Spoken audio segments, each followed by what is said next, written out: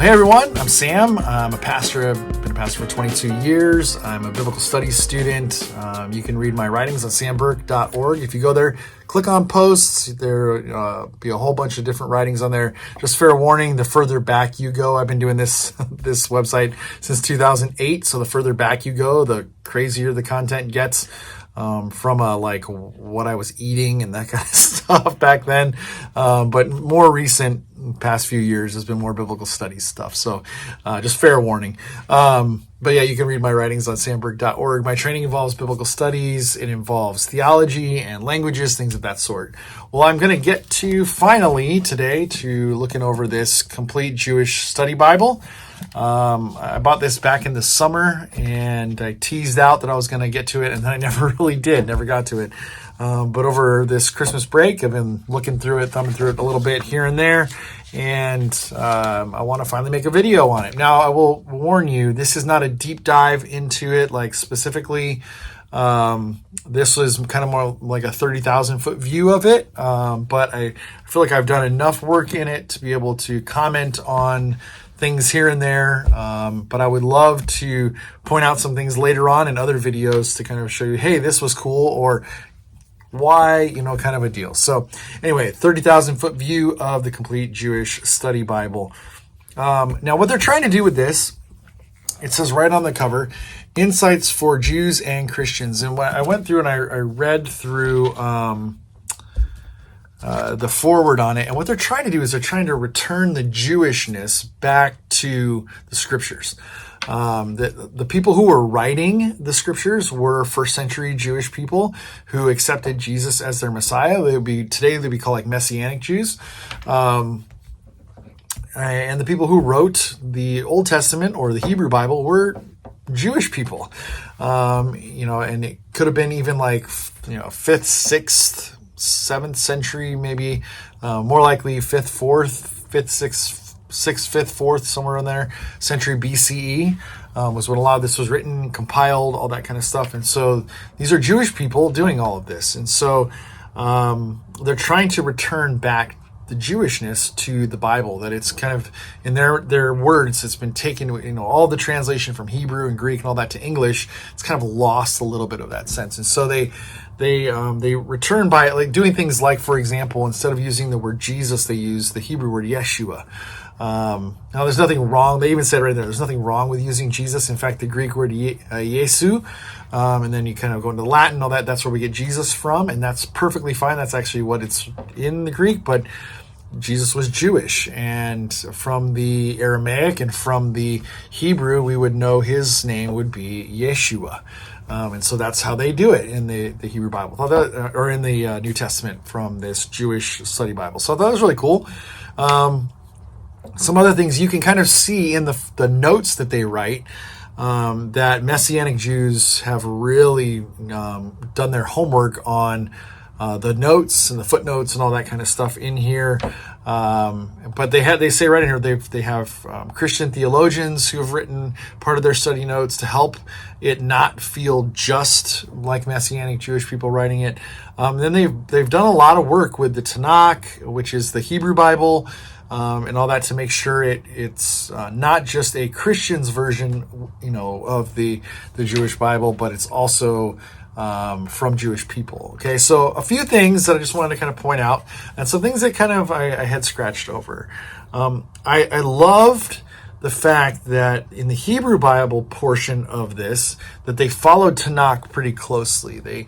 You have the Torah, and then you have the history portion, and the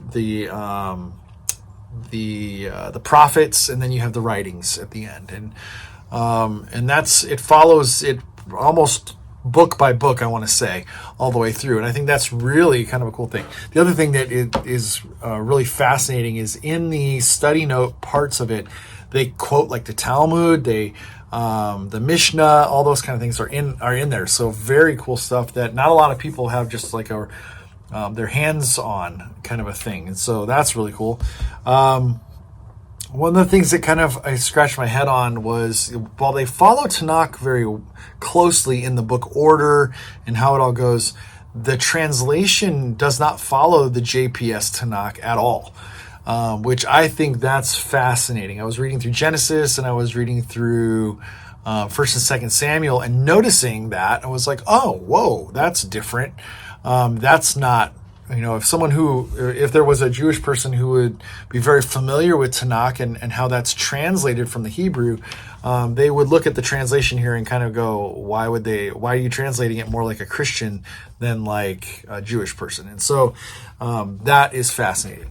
One of the things I really appreciated was in the Hebrew Bible, they used the word Adonai for the Tetragrammaton, Yod He Vav He, that they didn't use Lord like they do in the Christian Bible, all caps.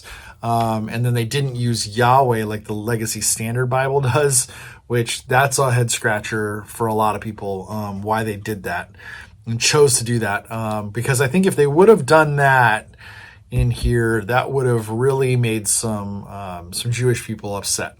And so I think they knew that, and they knew better than to do that. And so they use Adonai instead, which I think is really a nice touch and very a very good detail there.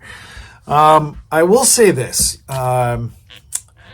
In reading through a lot of the notes and reading through some of the different parts of the Hebrew Bible, you can feel at times that it feels kind of evangelistic,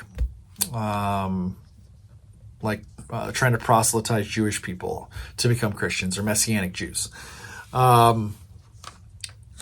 Maybe that's just my oversensitivity, which as a Christian, I would who thinks that Jesus is the Messiah, I would be like, yeah, well, but I'm very sensitive to doing that in something like this. And so when I read it in there, I was like, okay.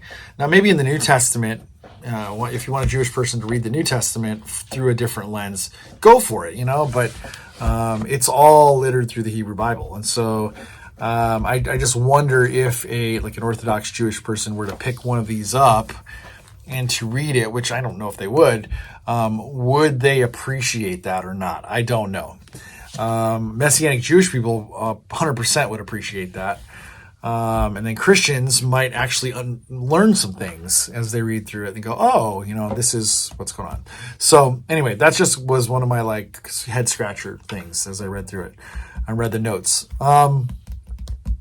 So here, the big question is, would I endorse this? Would I, recommend this to somebody? 100%. I would. So I think of my dad, for example. He's 70 something years old, 72, I think. And he's always been a little intrigued by the deeper, scholarly kind of stuff about the Bible. He went to 3 years of undergrad Bible college, and but then he didn't end up doing anything with that. But very interested in that kind of stuff. And as soon as I became a pastor, he's been asking me questions.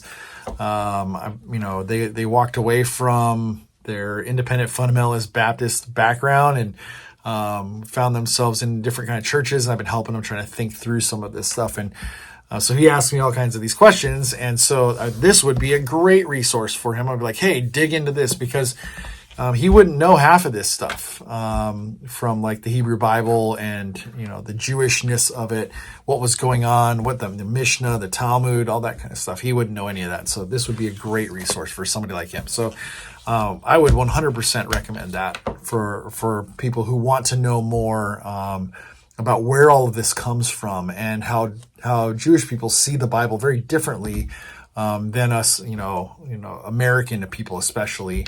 And especially American evangelical people. So anyway, I would love people to be able to read through this and get to know how Jewish influenced the Bible actually is versus how Americanized we've kind of made it to be. So anyway, hopefully this was informative for you. I would love to hear your comments on this one. So subscribe if you haven't subscribed already, and then write some comments, and I'll see you in the next video.